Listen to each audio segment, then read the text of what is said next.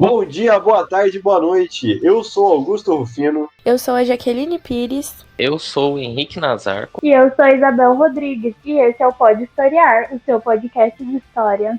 Hoje falaremos sobre a Força Expedicionária Brasileira e a participação do Brasil na Segunda Guerra Mundial. Bom, eu acredito que antes de explicar sobre a participação do Brasil na Segunda Guerra, eu tenho que explicar o que foi a Segunda Guerra e as causas dela, né? Os motivos, as motivações.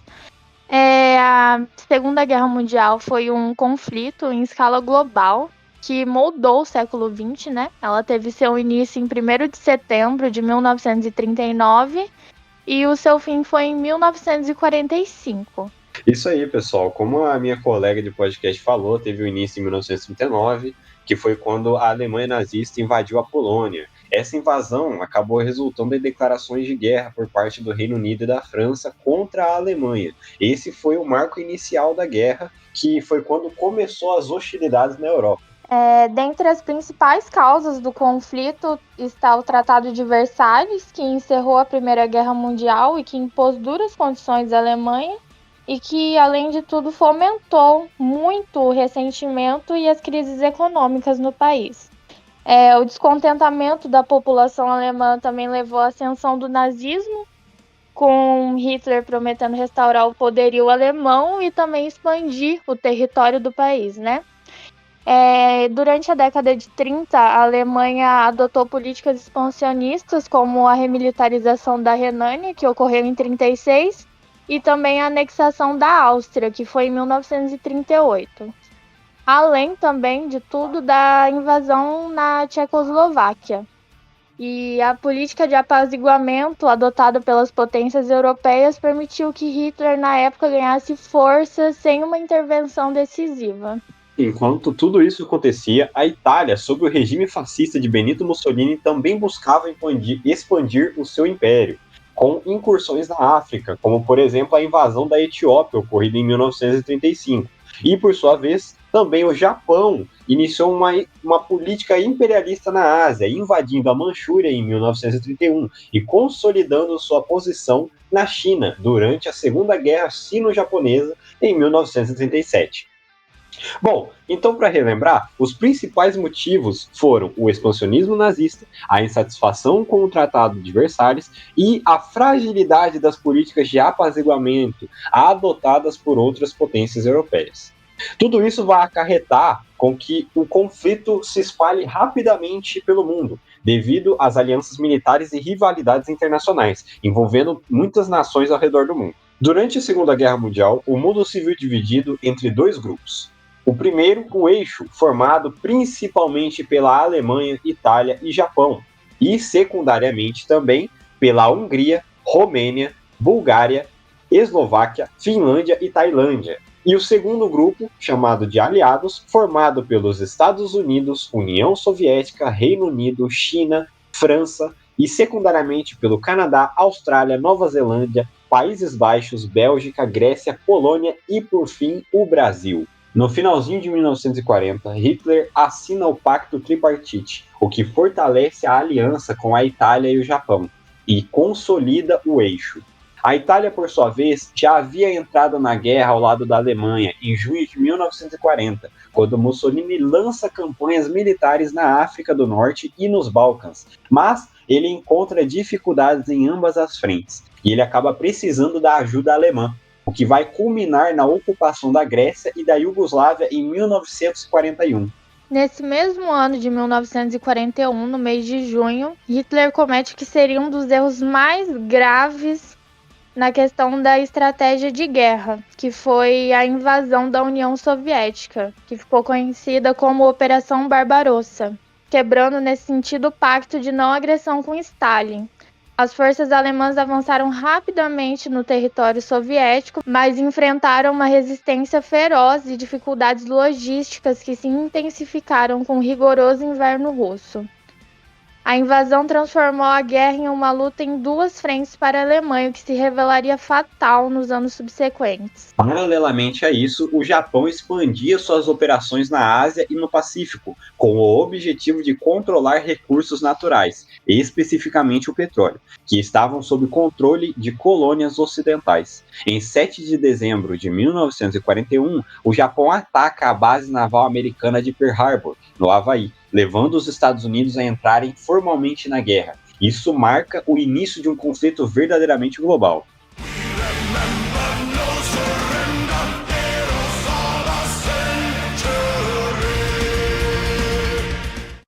Deixando um pouco de lado a questão da guerra na Europa e no Pacífico, vamos contextualizar como estava o Brasil nesta época. Durante a Segunda Guerra Mundial, o Brasil era governado por Getúlio Vargas sob o regime do Estado Novo, uma ditadura que controlava o país desde 1937. Com a invasão da Polônia em 1939, o Brasil se declara neutro, visto que a Alemanha era o segundo maior parceiro comercial do país. E vale destacar que dentro do Brasil havia figuras simpáticas ao nazismo presente no governo. E também houve a atuação da Ação Integralista Brasileira, ação essa que ficou conhecida como fascismo nos trópicos. Com a queda da França, em junho de 1940, a Alemanha ganha acesso ao Atlântico através dos portos franceses. Nesse mesmo ano, no Brasil, Vargas fazia o mais fascista de seus discursos, interpretado pelo público como um apoio indireto aos regimes totalitários europeus. Em suas falas, dizia que o Brasil deveria se atualizar à nova ordem mundial, que estava se formando. Mas a pergunta que fica, o que levou Vargas a fazer esse discurso? A grande verdade é que há anos Vargas estava buscando iniciar uma industrialização no Brasil, através de uma siderúrgica nacional, que é considerado a siderúrgica é considerada como a base de uma industrialização. Com isso, Vargas tentou conseguir financiamentos dos Estados Unidos durante anos, mas sempre foi ignorado. Com seu discurso, Vargas consegue uma resposta imediata da Alemanha, que afirmava financiar a siderúrgica brasileira. Mas veremos mais à frente que não ocorrerá dessa forma. Afinal, Vargas fez esse discurso com o principal intuito de chamar a atenção dos Estados Unidos. Em 7 de dezembro de 1941, com o ataque a Pearl Harbor, os Estados Unidos entraram definitivamente na guerra.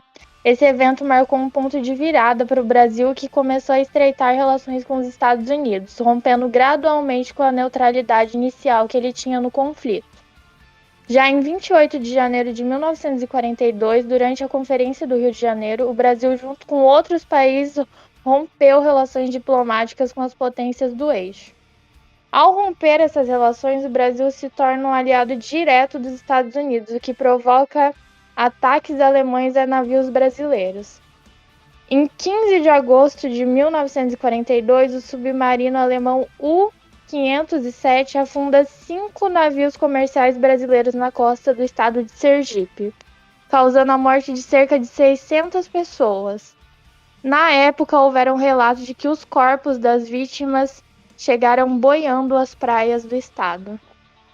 O evento gerou grande revolta no Brasil, levando a ondas de protestos populares contra o eixo.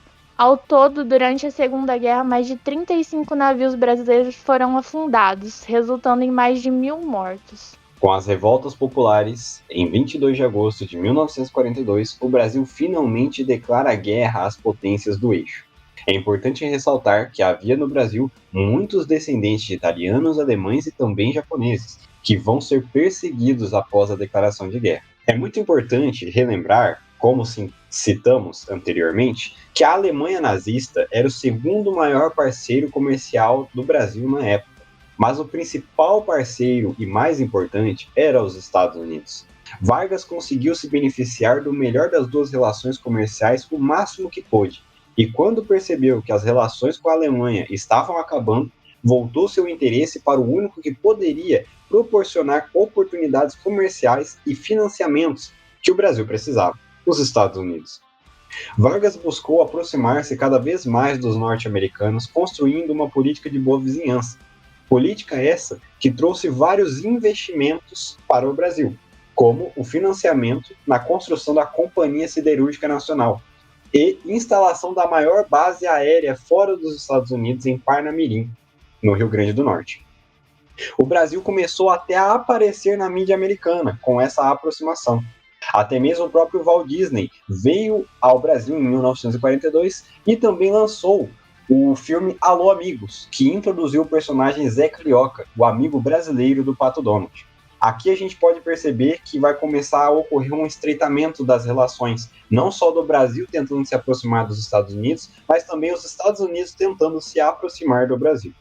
Enquanto Vargas prosseguia com o seu objetivo de industrializar o Brasil, o general Eurico Gaspar Dutra, o então ministro da Guerra Brasileira, pretendia modernizar as Forças Armadas Nacionais, com o intuito de contrapor a ameaça argentina, que naquele período era a maior potência da América do Sul e tinha um exército treinado pela missão alemã, como nós já citamos anteriormente. Através do programa Lend-Lease dos Estados Unidos, que visava financiar países aliados na guerra com materiais de guerra e ajuda militar, o Brasil conseguiu o financiamento que desejava, conseguindo aprimorar o seu exército. É importante ressaltar que o Nordeste do Brasil tinha um alto valor para os Estados Unidos, devido à sua proximidade com a África, se tornou um ponto estratégico no Atlântico. Bases militares no Brasil foram usadas para o envio de tropas americanas para o teatro de guerra africano. Além disso, os norte-americanos tinham um grande interesse nas matérias-primas que o Brasil poderia fornecer, como a borracha, algodão, café e outros. Principalmente a borracha, visto que todo o esforço de guerra americano era motorizado.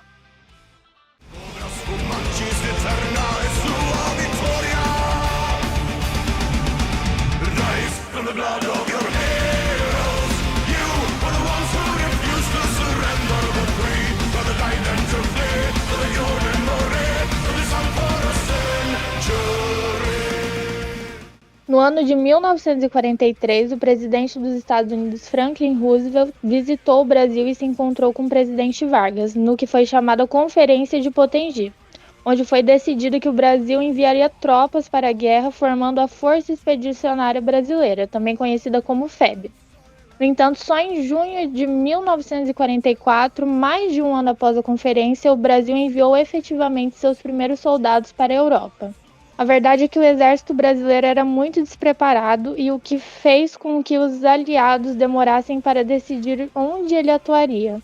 Devido à demora, surgiu no Brasil a expressão "é mais fácil uma cobra fumar do que o Brasil ir para a guerra". Mas a cobra fumou e o Brasil de fato entrou no conflito com destino à Itália. A FEB foi composta por cerca de 25 mil pracinhas, a maioria deles soldados de baixa patente e de origem humilde, que foram enviados para a Itália para lutar contra os nazistas. O nome pracinha vem da expressão sentar praça, do jargão militar brasileiro. Significa se alistar nas Forças Armadas, usado para definir militares de baixa patente. O uso desse termo também reflete a proximidade entre os soldados e a população brasileira, que via esses combatentes como pessoas simples, muitas vezes jovens e de origem humilde, que foram lutar em terras distantes e desconhecidas. Assim, o termo pracinhas passou a simbolizar a coragem e o sacrifício desses soldados durante a campanha na Itália, onde enfrentaram condições difíceis em batalhas importantes, como as de Monte Castelo, Montese e Colecchio.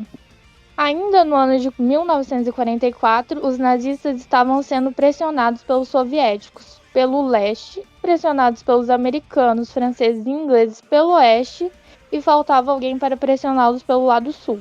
Foi aí que o Brasil entrou. A campanha seguiu no norte da Itália, buscando empurrar os alemães de volta para a Alemanha. Essa campanha durou 7 meses, passando por diversas cidades da Itália.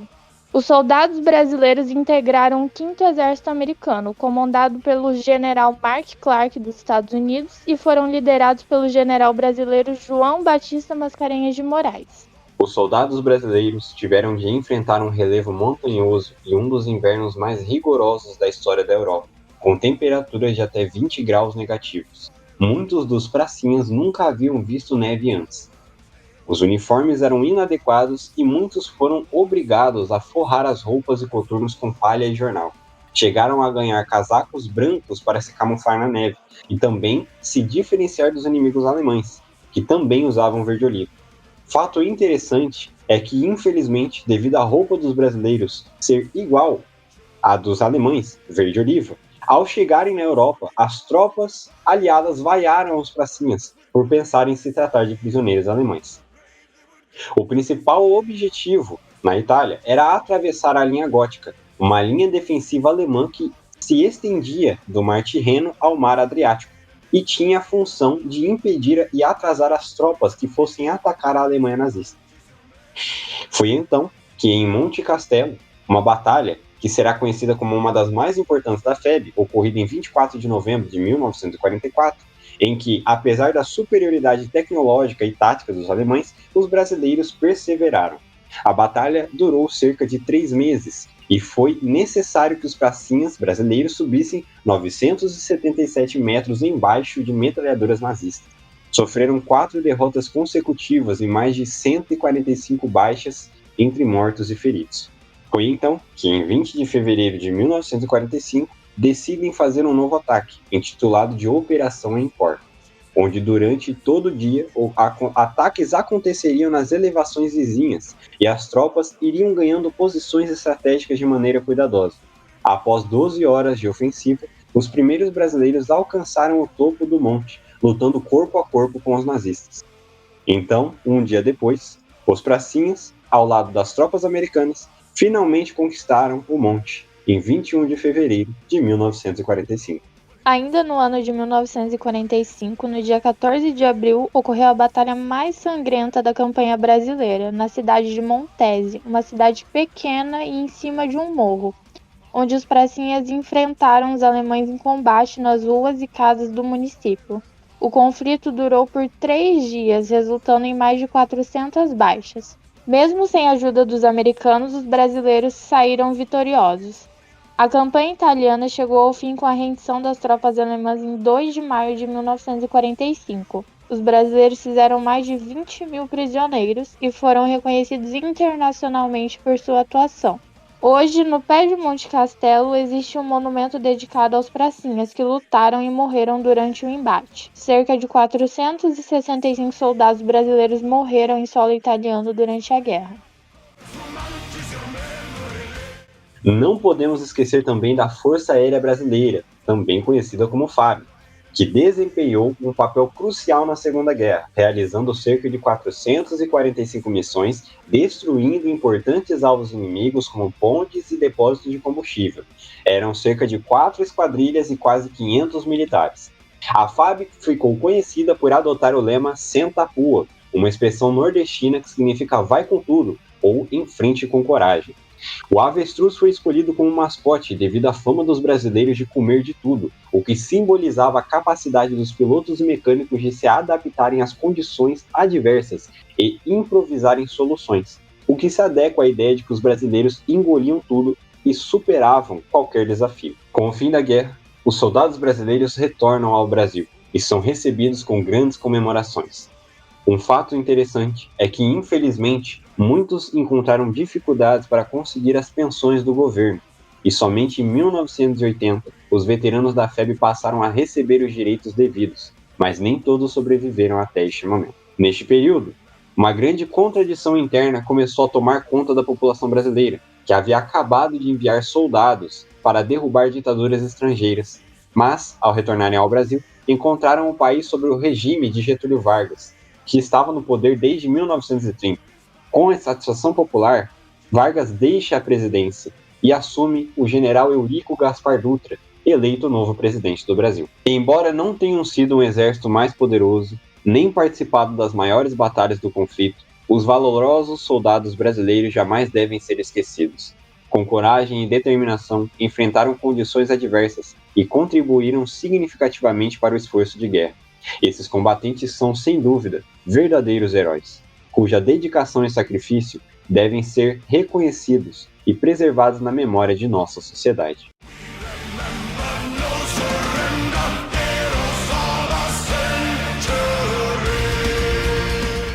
Bom, pessoal, agora vamos tomar este momento final do podcast para uma pequena curiosidade musical e uma história sobre os soldados brasileiros na Segunda Guerra Mundial.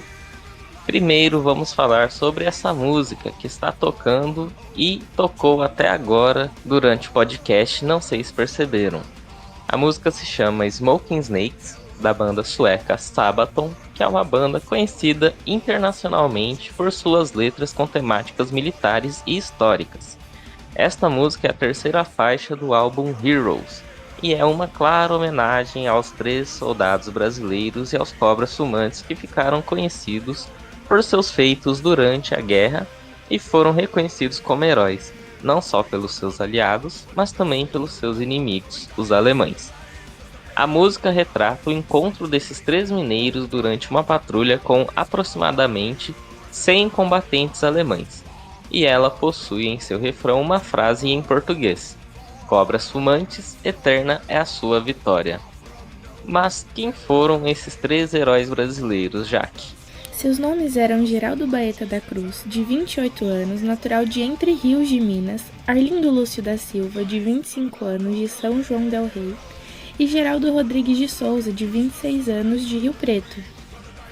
Durante a manhã do primeiro dia de batalha de Montese, os nossos 3 heróis enfrentaram uma situação desesperadora. Eles estavam em patrulha quando foram surpreendidos por uma companhia inteira de soldados alemães. O comandante alemão então ofereceu aos 3 brasileiros a chance de se renderem para salvar as suas vidas.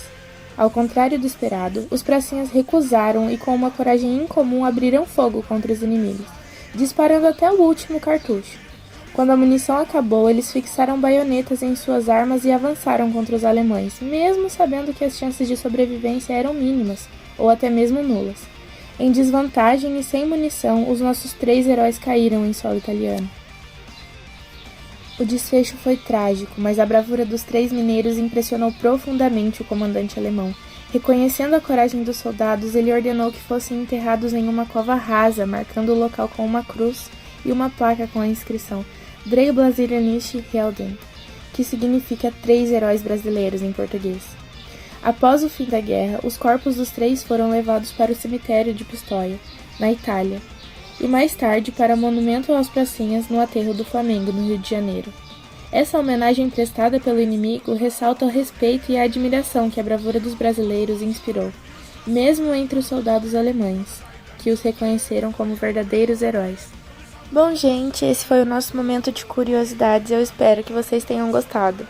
Então é isso, pessoal. Esse foi o nosso episódio sobre a Força Expedicionária Brasileira e a atuação do Brasil na Segunda Guerra Mundial. Esperamos que vocês tenham gostado.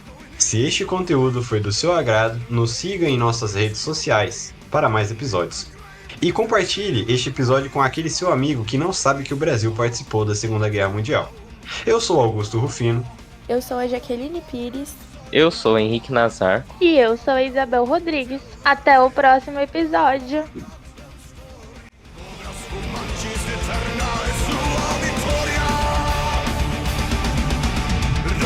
From the blood of your